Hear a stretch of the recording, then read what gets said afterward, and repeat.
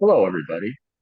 I'm Robert for the Kosmos Society, an online community for the exploration and study of the ancient world, guided by traditional classical studies, modern online tools, and our interest in the ancient Greek world. Membership to the Cosmos Society is by application at our website and is open to all interested people, and there is no cost. Among other learning activities, we offer reading groups for original ancient Greek and Latin works, whether in English translation or in the original language, including an Iliad Greek study group. We particularly encourage non-professionals who seek a welcoming environment for learning and discussion. Today, we are here for the Cosmos Society's Open House Conversation Series with Professor Joel Christensen.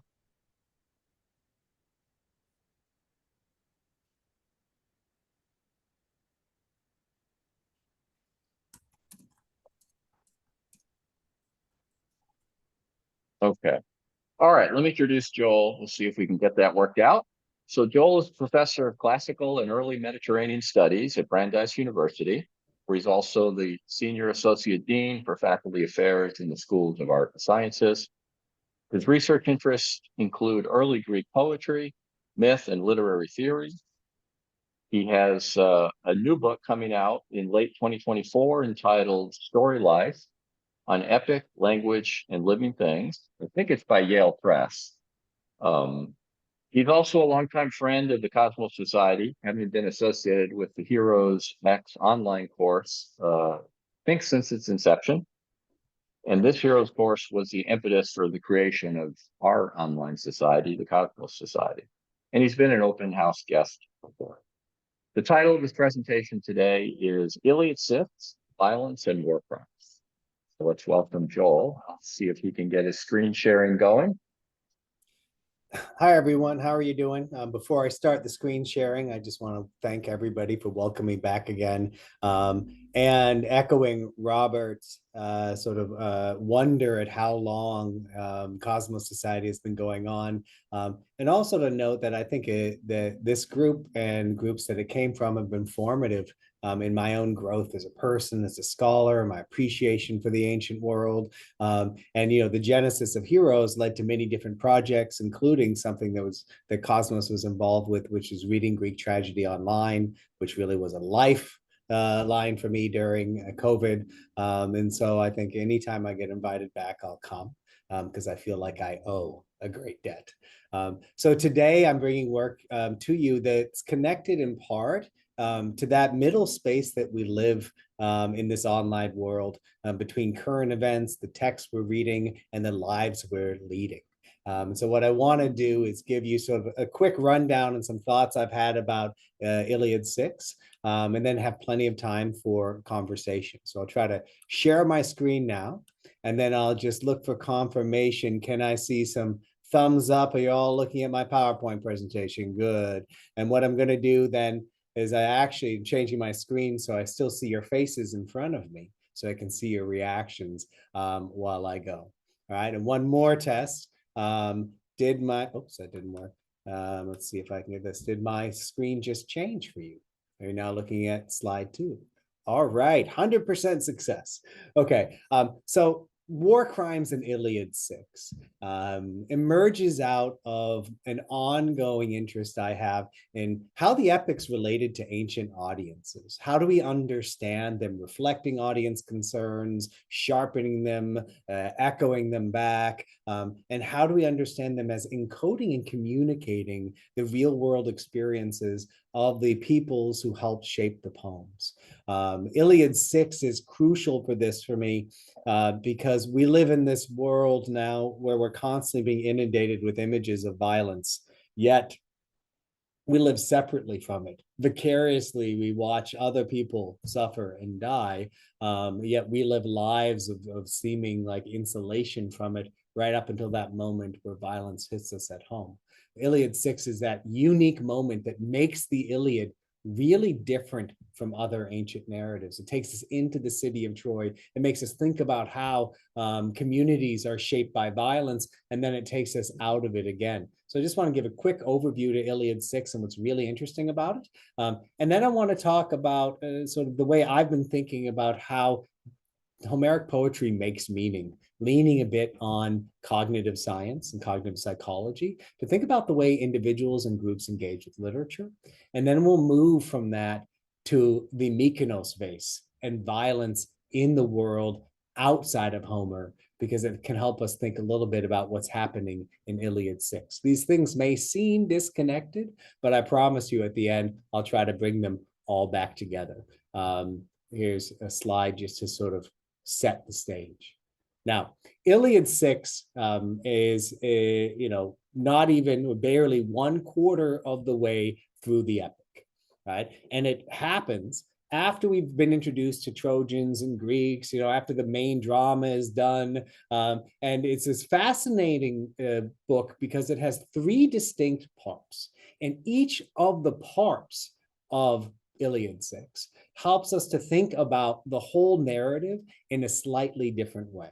Okay. And so in the sort of chronology of the Iliad, in the time itself of the Iliad, it really sits within the first half of the days that are experienced in the poem. And what is interesting to me is once you move past book 6, you move into a period that occupies most of the action of the epic, right? Which is really just about 4 or 5 days, taking up that space from book 8 through book 22. And so 6 sits at the margins, that sort of a switchback where we move from sort of contemplation of the past and what's going on to a rapid set of action. In fact, when I mention to people that so much of what happens in the Iliad is just one day, day 29 is books 11 through 18, they often doubt me. Right. But there's so much action there, and there's an expanding into contraction of time. And book 6 really sets us outside of time and does some interesting things. All right. And so here are the 3 parts of book 6 that I want to recall for you. Book 6 starts out continuing the action of book 5. It's a slaughter. It starts with 15 Trojans killed by Greeks, a catalog of 15 before we get to Menelaus and Agamemnon. It's continuing the slaughter of Diomedes, as Aristeia in book 5, but then it gets interrupted. And it gets interrupted with a really interesting catalog, the catalog of the Trojans who are killed. Each of them actually gets, not each of them, but several of them get little backstories that increase what we feel for them. And then we get to this moment when Menelaus is about to spare a man from death. And Agamemnon intervenes and says, no, you have to kill him. We have to kill even the babies in their mother's wombs because they are boys. And that moment for me over the past year has really made me think about non-combatants and combatants and how we think about what is right in war and what isn't right. What's interesting, though, is that that moment happens and then immediately it's interrupted, right? We leave that moment. And then we get to what is, I think, one of the most comical, strange moments in the Iliad, which is the meeting of Diomedes and Glaucus, and Glaucus in book 6, where Diomedes has been warned not to fight gods. And so he runs into Glaucus, who's never seen them before. And he's like, hey, dude, who are you? And Glaucus grandstands a bit and then tells him an elaborate story. And at the end of the story, he said they realize that they're guest friends and they shouldn't fight each other. And they make this weird gentleman's agreement not to attack each other in battle. And then, Glaucus and Diomedes exchange armor. The narrator opines that Glaucus was blinded because he exchanged gold armor for bronze. But I always joke that he's actually not blinded. He made the better bargain because he doesn't have to fight Diomedes. And then we move to one of the most moving segments in the epic. The greater part of the book is Hector returning to the city of Troy, speaking first to his mother, Hecuba, then to Helen, and then that prolonged exchange with Andromache, where they talk about Astyanax. And I think there's an important foreshadowing there of Astyanax's death when Agamemnon claims at the beginning of the book that even the children in their mother's wombs or hands need to be killed. And so part of what increases the pathos, the suffering that we feel vicariously when we read book 6, is the knowledge that all of the promises or hopes that they have, that Andromache and Hector have for their son Astyanax, are just futile. We all know what the Achaeans are going to do when the city falls. We all know that Astyanax is going to die. We all know that the rules of war have been changed to include women and children by the beginning of this book. And so one of my real deep questions is how this all works together. And so I want to spend just a few moments looking at the speeches before I turn to a model of reading.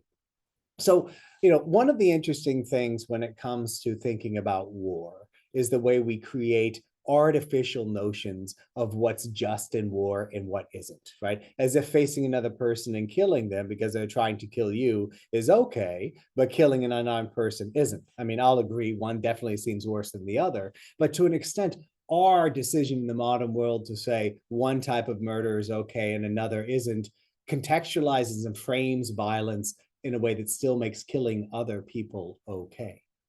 Part of what's powerful about the Iliad is that it constantly asks us to think about where our basic rules of order comes from. Do they come from the gods? Do they come from human institutions? At the beginning of the epic, Achilles appends them by leaving the Achaean coalition, but Agamemnon also turns everything upside down by refusing to ransom Chryseis at the beginning of the poem. So part of the story of the Iliad from beginning to end is how people refuse to follow the rules that the humans and gods institute.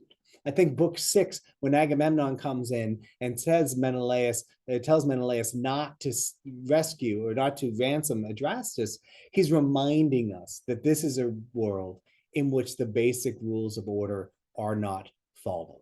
All right. And he says, did your house suffer the best treatment by the Trojans? Right.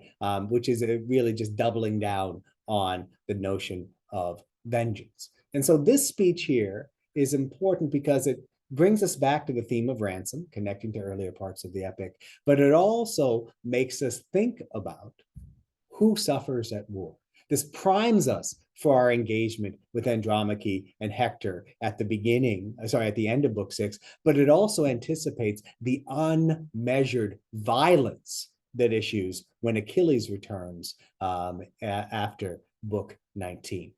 And so later on in the book, when we get to that precious moment where Hector and Andromache are together, Hector anticipates that bad things are going to happen. He says, look, the day will come when Troy will fall. He predicts it, right? And I don't feel as much pain for everybody else as I do when I think about you, when someone in the bronze-girded Achaeans leads you off as you weep, deprived of your day of freedom. It's a powerful moment, but it's also a strange one because Andromache has said to Hector, stay here, defend from inside the city, protect us. And he says, no, go back to your weaving. I feel bad about what's going to happen, which is sad, right? At the same time, I have this amazing moment, one of the most memorable from the Iliad, when Hector sees his son, they're on the wall, and his son cries when he sees Hector in his full battle gear. Hector takes off his helmet, the parents laugh about it, and Hector prays to Zeus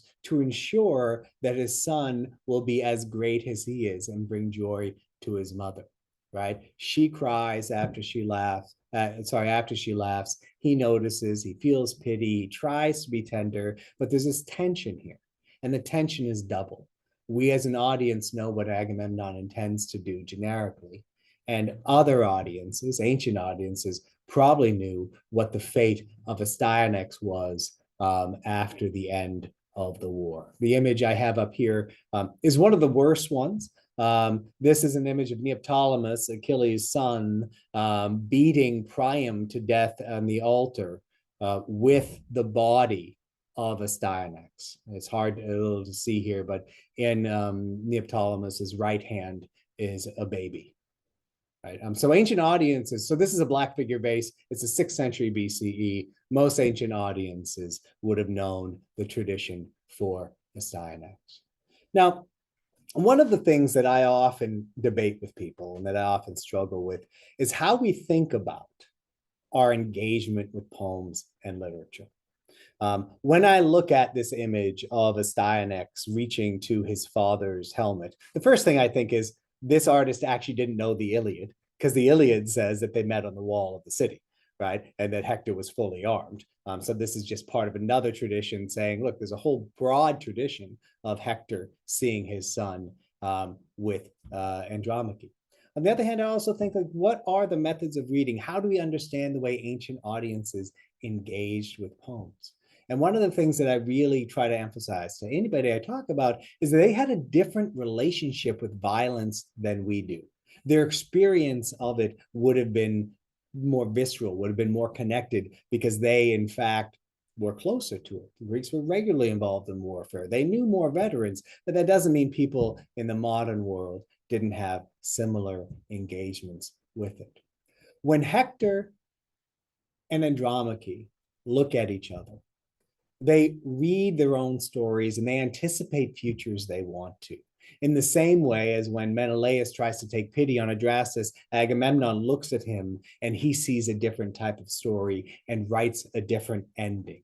This model of reading is an important one because I think there's something going on in Homeric poetry that responds well to a cognitive approach to reading that is best modeled by Mark Turner in The Literary Mind. Before I explain that, let me just give you a view of some of the structures in Homer that I think are important. Think of similes, right? A simile will start comparing, say, Hector to a snowy mountain, right? When you compare Hector to a snowy mountain, what you're doing is you're comparing Hector to something outside the poem that's in the mind of the audience. And you're not actually explaining what the meaning is doing. You're not explaining it at all. Instead, you're relying on the audience to fill in the meaning, to unfold it in a way that makes sense to them. In the same way in Homer, you see all the time heroes telling each other stories and then coming out with different answers than you actually anticipate them to. Right? And they all have similar structures, similes, stories. They start with an opening. This thing is like that. They unfold detail without explaining all the detail. And then they say, and that's like what's going on in the poem. What I think is actually happening here is a reflective understanding of what we now, from a cognitive perspective, know happens with narrative structures. And this is called cognitive blending. Right. So I had an artist named Brittany Beveron make this picture for me to try to help illustrate what happens in cognitive blending. But rather than focus on my chart, I'll just tell you about it so you can get a sense of what I think is actually a pretty simple concept, right? Let's say Bill and Helen and I all hear the same story. Right? We're all going to populate it in our minds in different ways. If I tell you to think of a story with a castle and a dragon and a princess, you'll have all those elements in it, but the castle, the dragon, and princess will all be outfitted in different ways based on your memories of different stories, based on your experiences of those stories, based on images you've seen. And so cognitive blending theory basically stipulates that anytime we read or hear a story, what we create in our mind isn't that story. It's a blend between our experiences and knowledge in ourselves and the story. So when, in my example of Bill and Helen and me, when we hear a story, we actually create 3 different blends from it that are unique to us. But when we talk about the story to each other, we bring those 3 blends more closely together. There's no guarantee, of course, that we're going to get close to what an ancient audience might have had. But by negotiating the difference between us, we actually create a conglomerate or amalgam version of a story that is an overlay of our different experiences, less particular and peculiar maybe, but more inclusive of narrative. So what I actually think is happening in Homeric poetry is a modeling of that process, an understanding that meaning is created in a movement between a story and the world outside the story. This is what happens with similes. This is what happens with examples from other stories. And I actually think that this is what happens as well, or this is what the Iliad as well expects us to do with the narrative. And so I have 2 other examples here, because one of the things I want to emphasize is that this process is iterative. One of the main things I love about the Kosmos Society and groups like this is I think you're actually closer to engaging with epics in a way that the ancient world did than what we do in the modern world. I've gotten maybe a bit radicalized over the past few years in what I think about how people actually engage with ancient epics. I think 99% of audiences in antiquity rarely ever engage with the Iliad or the Odyssey from beginning to end. Instead, I think most of their experiences were episodic. They'd have bits and pieces here and there, and it'd be repeated throughout their lives. The whole thing that we now do in school, having kids sit down and read from beginning of book 1 to book 24, was basically never happened in antiquity. Even literary people like Cicero or Seneca, they would have books of select passages. They would return to those passages and rarely, if ever, go from beginning to end and read the whole poem. And I think this is important as well, because it points back to that iterative process of creating that blend of meaning. As you return to a poem or an artwork through life, the blend that you create and that negotiation between your experiences and the text that is revivified from the page changes, right?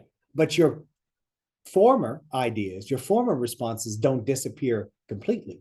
Instead, it's a type of mental palimpsest, right? A record of your experiences and re-experiencing of a narrative in a way that creates a very rich background.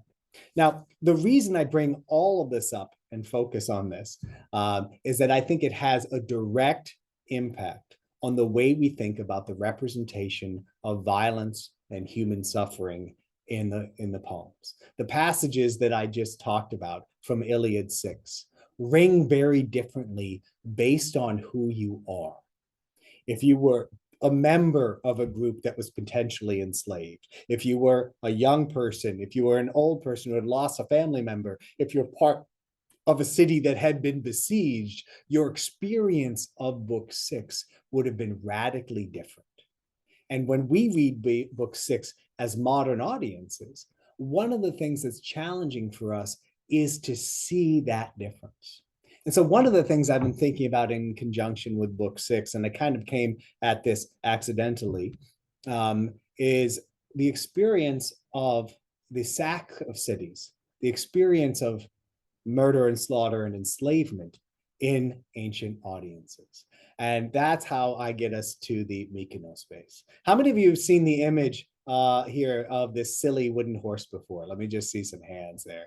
All right. So this is the earliest version we have of the Trojan horse in Greek iconography, coming from at least as early, we think, as 675 BCE. For years, I showed this to students to joke about it. Like, look at the stupid little windows they have so the Greek heroes can see out. Like, isn't it ridiculous that they would even bring this into the city? The thing, though, that is troubling is that I've shown this image probably 100 times in classes without looking at the rest of the vase. The rest of the vase, I'll show you images, don't try to squint too much on it. The rest of the vase is like a comic book style, frame by frame unfolding of the sacking of a city. And it is a little bit disturbing because the story that seems to be told here is of a soldier, a warrior, trying to grab a woman, and a young child, a toddler, a little boy, trying to stop it. And then the child getting run through with a sword and then being swung at his mother. Right? Now, again, just to go back to the horse, right? Look at this great story, the funny, famous story of the Trojan horse. We view this vase from the top, we look at it, we recognize it, but then I think we're supposed to remember. I think the vase is telling a story that the horse may not be a moment of glory for everybody. It's not just a stratagem. It's a moment before children are slaughtered and women are enslaved. So I'm not going to show all the images, but you can see here some of them clearly what's going on. The woman trying to stop the soldier, the young child intervening, the later moment where the man has the sword out and is grabbing a child. It's pretty clear if you look up the images, it tells a very clear story. And when I look at this, I'm stopped by the same sort of caution and wonder that I have when I read book 6. How do people read from the past? How did ancients read the language of Agamemnon when he tells Menelaus they're going to kill even the babies in their mother's hands? Were they shocked? Did they accept it? Was this a part of war that they knew and tolerated? Often when I reject basic Homeric elements, I'm told I'm being too anachronistic, projecting my values on theirs. And so one of my challenges is, how do we read the past in a way that moves between our experiences of the world and theirs, that's sensitive both to why the Iliad still works for us now and what it did for ancients? And what I often think about when I'm thinking about this moment, especially, is history. And some of you may know a sort of signal moment in Thucydides' story, the Peloponnesian War, happens in the contrast between the Mytilenean controversy and the Melian dialogue. As some of you may remember, in Thucydides, the Athenians doom the Mytileneans to andropodismos, which is to have all the men killed and the women and children enslaved. So the first thing about the Mykonos vase and the Iliad is they're expressing things that actually happened in ancient Greece. But just because they actually happened, just because they did them in war, doesn't mean that ancient audiences thought they were really great. Instead, the Mytilenean controversy changed. The Athenians sent one ship, and then the next day they got up and they felt bad about what they did. And they said, no, we don't want to do this to Mytilene. So they sent another ship with a charge to overtake the first one and stop them from carrying out this terrible order. But later on in Thucydides, the Athenians make a different choice. Their allies, the island of Melos, who resist them, their allies, just to be clear, not their enemies, were eventually subject to the penalty that the Mytileneans were forgiven for. And so I read this, and if you read Thucydides, if you think about the historical arc, there's a sense that the Athenians exhibited a deep type of moral failure in that second moment, that the fall of them, like the moment of their arrogance, of their loss of humanity, if we may call it that, is when they don't revoke the choice the second time, when they decide to go through with it. And so thinking back to this process of ancients living through the decision to slaughter other people, their neighbors, their former allies, sometimes their relatives, they're constantly reflecting on these experiences. And let's not forget the chance, or the very likely outcome, that they too will be subject to the same type of treatment. If anything, if we go back to Thucydides, read the Melian dialogue, the basic argument from the Athenians is we decide what is just and right because we have power. But the thing about power is it doesn't last forever. And so when I think about these lessons and what we can take from it, I think the way we should read book 6 is with much more caution, but understanding that it's set up from the beginning for us to feel that Menelaus is making the wrong choice. Sorry, Menelaus, Agamemnon is making the wrong choice. That his choice to kill the child would have read differently if the book didn't end with us having an emotional focus on Astyanax and Hector and Andromache, and understanding the true impact of Agamemnon's choice. Book 6 is shaped as a kind of, I think of it, generic tour. It starts out in the catalog of death that we get in epic, right? That's the first third, is epic death. The middle is a bit of a comic arc, right? In the Aristotelian sense. With that, Glaucus and Diomedes, they start off in a position that's kind of iffy, but by the end they're friends and they've established Xenia and guest hospitality and everything's great. We get this comedic interlude, and then we get to the true tragedy. And the reason that I call the last third of book 6 a tragedy is because what I think it's supposed to do is inspire Aristotelian pity. We're supposed to see the consequences of war through the city of Troy. And we're supposed to understand that even our enemies are human beings. And so I think book 6, if anything, like if I teach one book of the Iliad to people, I think book 6 is the book to teach because it is exceptional in that it affords humanity to the opponent rather than the self. There are very few pieces of literature that we can point to that do that. And in our modern conflicts, I challenge you to find a time where we have people capable of seeing those whom we are fighting as real and as human as those who are fighting them. And so for me, the reason I bring in the process of cognitive blending is I don't think you make it to that point of understanding others as yourself unless you can bring them together in a blend in your mind where their reality is as real as yours. I think what this tells us is that, in part, epic is not about heroes. If it were about heroes, we'd just hear about Achilles and Hector. We wouldn't ever hear about families, about the people that they impact. Epic is about the people they endanger. It's also about understanding that the process of watching and observing other people may be humanizing itself, but it's a big may, because if you notice at the beginning, Agamemnon's watching his brother almost ransom or save someone, and he doesn't want it to do it. So I think the Iliad in turn encourages us to reflect on how narratives shape us, how it shapes our experiences in the world. And then again, I think it's also an artifact of how other people engage with the world and should be engaged for our own. I think book 6 in many ways represents a type of complex dialogue for understanding others, for understanding self, and for understanding the world. So with that, because I know the real work here comes from talking with each other about these ideas, what I'd like to do is to end the slideshow and just hear some questions from you about book 6, about anything I've said, because I'd rather spend 25 more minutes listening to your questions and ideas than just giving you a direct view of mine. And I think I'll call on the hands I see, but if people have any trouble with that, you can put something in the chat or raise your physical hand. So I saw Gorgo first. And you're muted. Thank you. That was a wonderful, wonderful presentation.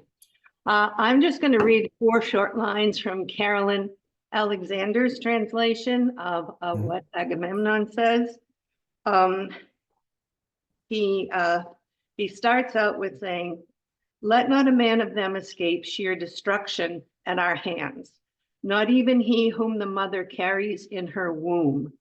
The male child, may even he not escape, but together, all of them, may they be expunged from Ilion without burial and without a trace."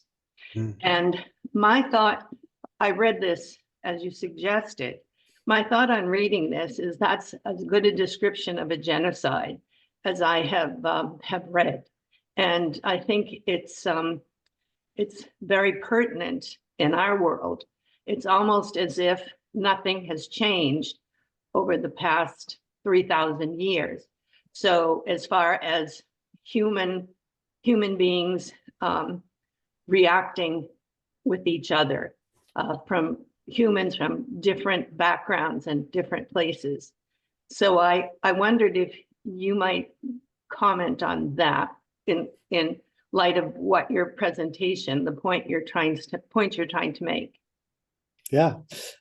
So because these topics can so often be polarizing due to our, let's say, attachment or not attachment to identities and world events, I'll stay away from specifics, right? But I think part of the danger of the modern narrative, at least since the Enlightenment, is the notion of progress, that we have somehow moved beyond what people did in the past that was somehow different.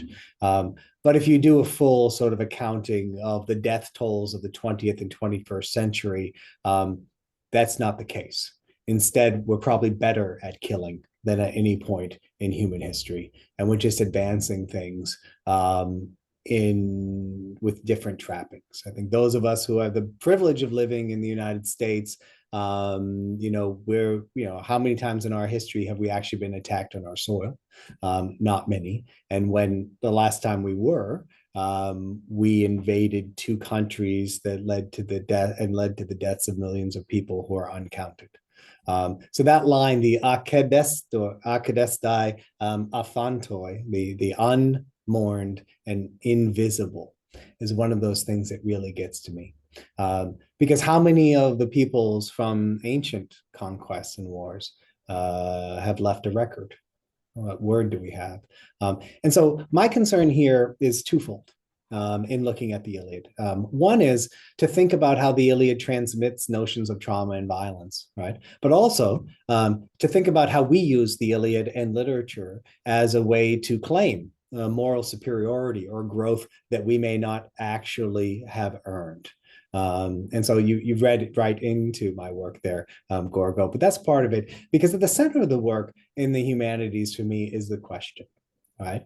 If the humanities do not humanize us, what do they do, right? If they just allow us to make more elegant arguments for living the way we always have lived, I feel like we haven't accomplished much, right? On the other hand, like this is for me part of a greater reading of the Iliad, right? So part of the language I'm using, pity and tragedy, reflecting Aristotle. There's a critical moment in book 19. In book 19, Briseis weeps for Patroclus, and all the other women who are weeping for him, mourning for him, weep too, thinking about their own experiences. Again, reflecting that blend thing. But what then happens is Achilles steps in and he presents the most remarkable lament for Patroclus, I think, in the epic.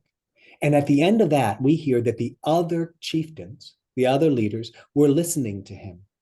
And it made them feel about themselves and their own lives. And they wept too, not for Patroclus, but for their own experiences. And then we see that Zeus is watching them taking pity. This series, the language there, Eliese for pity, is exactly what happens in book 24 when Priam comes to Achilles and he tells him his story and they weep together. And when people talk about this moment, they usually mention it as the very moment that Achilles changes. But what I want to emphasize is how hard it is for Achilles to see another person as real, how much effort it takes, how tenuous it is. Because it speaks both to the potential for literature to change the way we see the world and to see other people as real, but also the reality that even if we hold that up as an ideal, it's a really hard thing to do. And so for me, I actually think the Iliad is so sophisticated and in depth that it understands that, and that it takes 24 whole books for Achilles to see another person as being as real as himself. And even then, it's a fleeting moment that he pulls back from. And so that is, for me, both the pessimistic and optimistic reading of the Iliad. It says it's possible to make other people real by understanding their narrative, but it's harder than any of us want it to be. Bill. Hey, by the way, great lecture. Thanks, Bill. Why then? Why book 6, 10 years into the war? There's Great. Yeah. really a history of ransoming people or selling them to the slave market. Why then? All right. So you're getting into, I think, a crucial question about the composition of the Iliad and how it all fits together.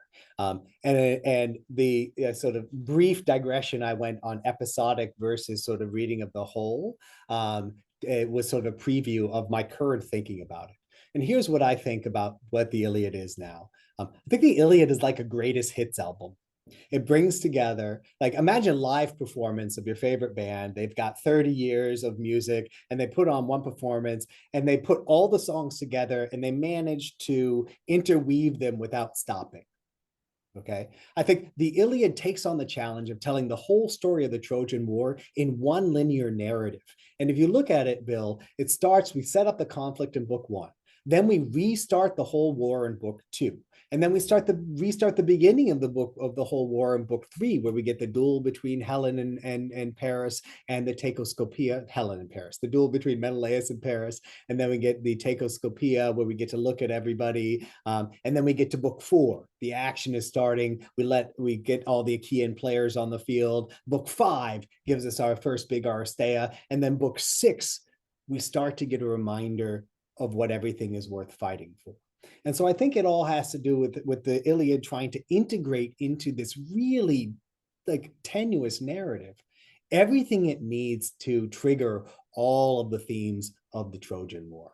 And so I think it's right there, because it's about a quarter way through the epic, right? And when are we going to start telling people about the stakes? I think it's there as well, because it's before we bring out Hector as a real fire of war. Once Hector gets on the field in book 8, he's constantly pushing all the way until he makes his disastrous decision to stay on the field in book 19. And so I think it's all about priming us to read characters differently. And to add one more thing, I think part of it is about the recharacterization of Hector. I think because Hector is such a powerful character and we all respond to him, or most people seem to respond to him pretty well, we may forget that Hector, at least formulaically, is man-slaughtering Hector. He's someone who's terrifying. I think a nice counterpoint is if you read Hector in the pseudo-Euripides' play, The Rhesus, right, where he is kind of a big jerk, and we really want nothing to do with him. So I think part of it's also getting us to care about Hector.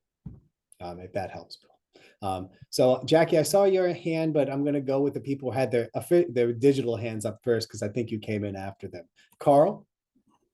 Yes, thanks, Joel. Your discussion of book 6 made me think of the episode in the Mahabharata that leads to the Bhagavad Gita. I'm not sure how familiar you are with it. For Not everyone super. else, It's been a while. Yeah. Yeah, but it's a moment where the culminating battle between the two sets of cousins is about to start, and Arjuna, sort of from the good guys, is supposed to go out and start this huge, massive battle that's going to decide the fate of the earth. And he gets out to the middle of the battle, and he's supposed to shoot an arrow to start the huge battle, and he freezes. Because everyone's just looking at him, waiting for him to start the battle, and finally his charioteer, who's Krishna, who is Vishnu, an avatar of Vishnu who's come to Earth, goes out to talk with him, and Arjuna says, "How can I start this huge battle? I have brothers, cousins, friends. They're all going to, so many people are going to die." I can't possibly get this thing started. And Krishna, again, who represents one of the gods, sits down and recites the Bhagavad Gita to him, basically telling him, you got to do what seems right in the moment and not worry about the consequences. Basically. Yeah. So it seems sort of like a parallel with to what you've described in book 6 in ways. And so I was wondering whether you thought about it, or if there are perhaps other examples and other epic traditions that parallel this kind of moment. Well, one that I often, thank you for that. And two, I don't think there's anything that's exactly equivalent. I think when you have themes of war, you often have, with it, themes of the cost of war. And the impact of heroes, especially. I was thinking, I'm teaching a brief online course about the Epic of Gilgamesh at Brandeis, and before they send Gilgamesh out to find Enkidu to face his mortal enemy, one of the concerns is that when he's at home in the city, he's constantly assaulting women, beating up men, and he's just really dangerous inside the city. And so the way I'd put it, Carl, is the more interesting, or not interesting, the more apt parallel for the Iliad is that it starts with the problem of Achilles. And we don't often think of it this way because we get so down in the details. But the poem starts by saying, sing of the rage of Achilles that sent myriad Achaeans to their doom, not Trojans, right? Myriad Achaeans. And then by the end of the book, he's wishing for all of his own people to die. And so then maybe to go back to Bill's question, why is this book 6 here? We haven't really been thinking about the impact of war since book 1.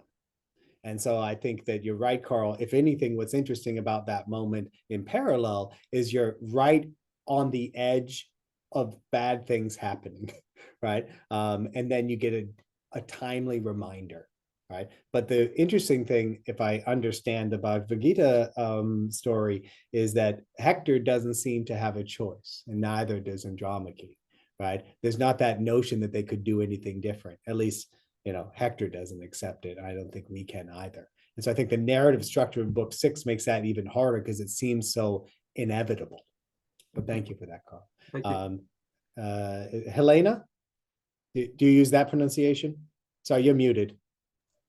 Okay, so it's Helene because I'm Greek, but Okay, the yeah. Doric version of my name is easier to understand anyway. Okay. It's okay. So about this the adversaries. I mean, when I read the book 6 and reading your article, and you presented Agamemnon's words and insisted on the killing of the babies, etc. I saw, because I tried to stick to the book, to the Iliad, and I saw that Homer comments on Agamemnon's words, and right after saying that, thus speaking, he turned the mind of his brother. And Homer comments by saying the correct thing. This is Homer's comment. So first that, it's 62, verse 62. And then we have, okay, I won't mention the other things. Then we have a presentation of Glaucus talking about his Bellerophontes, who was, with the Lycians, who were allies of the Trojans. And he talked about Bellerophontes killing the Solimians and killing the Amazons, etc. And then we go to Andromache, the dialogue of Andromache and Hector. And we see Hector dreaming about his little boy, that when he grows up, he will go to the battlefield and then he will bring back the blood-drenched booty, the armor of the killed enemy, and his mother will rejoice by seeing him bring this back. And then we also see this the suggestion of Hector's to Andromache: you go back to your work and leave war to me. And it's exactly the same words that Telemachus uses in Odyssey Book 1 to tell his mother Penelope to go back to her room. And it's just one word that is different, because Hector says, okay, war is the job of a man, and Telemachus say, okay, speaking is the job of the man. So what I'm trying to say with this is, we see that the profiles of the adversaries are very similar. They say they share very, very similar values. So it seems to me like the only difference is that the Achaeans are the attackers, or the Trojans or their allies, the attackers. They have the same values, it seems to me. So yeah, that's it. So I'll start with the second comment first, or the second two, and then get to the Isomo Parepon one. So I totally agree. They do seem to have the same values, and they share them. And I actually think that increases the power of the Iliad, because that's what allows for that inversion to happen, where the Achaeans become the besieged and Hector becomes the besieger. So I think it's really important that we're in a world of shared values, but it doesn't mean that the values can't be questioned from outside the text, right? And the second thing, I think it's really that parallel between Hector and Telemachus is important, because it's about marginalizing women and their voices, and also shows, the work of the Iliad as war, the work of the Odyssey as words, and Andromache and Penelope both get peripheralized in a way, I think, when they could actually maybe do more. And then on the Isoma, so I struggle like you do with how to translate that, right? Because Isoma doesn't necessarily mean right. It means faded, right? It means an allotment. And so I'm not quite sure. So there's a point where a comparison I'd invite you to look at is in book 9, when Achilles says, I don't need the honor from Agamemnon. I have honor in the Dios Isai, in the allotment of Zeus. So Isama is something that I think, what I think it means is it's fitted and proper to the situation, or appropriate and laid down, but I don't think there's a moral content to it, right? Also note on that scene, Agamemnon tells his brother something and persuades him, but Menelaus doesn't kill Adrastus. Agamemnon runs Adrastus through and then kicks the body down, which I think is a really interesting lapse between what the narrative says happens and what the speech entailed. So that's a pretty, I think, powerful moment. But thank you for those questions, because I think you're right. The narrative there leads us to wonder how to read it. But here's my take, right? When we interpret text, we layer interpretation as things happen. So if you watch a movie and like one scene happens and you think like a person's a good person, has made the best decision they can, but later on it's revealed to you that they have a backstory, that maybe you didn't understand them, the whole scene is unsettled, right? It changes your interpretation of that first scene. So I would say that what happens in the synchronic experience of listening to book 6 from beginning to end is our notion of what Isama means may change. Right. But thank you for that. And looking at time, let's see. So Jackie, you had your hand up, and then Robert, and then Anne. So Jackie. Oh, hi. Hi, thanks. I was just struck because I always have loved the scene with Hector and Andromache because of the concept of Dinos. I mean, the child is reaching, he's afraid of the helmet and the feathers, I mean, the hair, but then it's his father, his beloved father.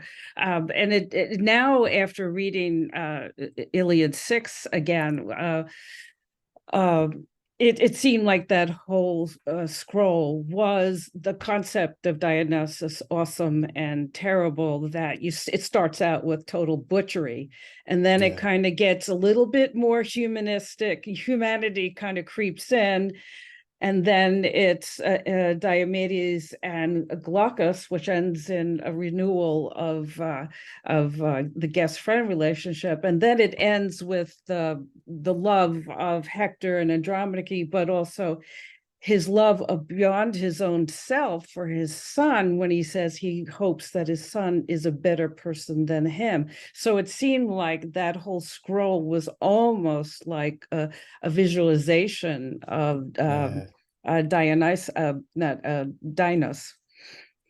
No, I think just... that's, no, I think it's really good. I also think that sort of one of the things I didn't mention before is the impact of wonder in the Iliad, right? Of something that inspires you with either fear or surprise.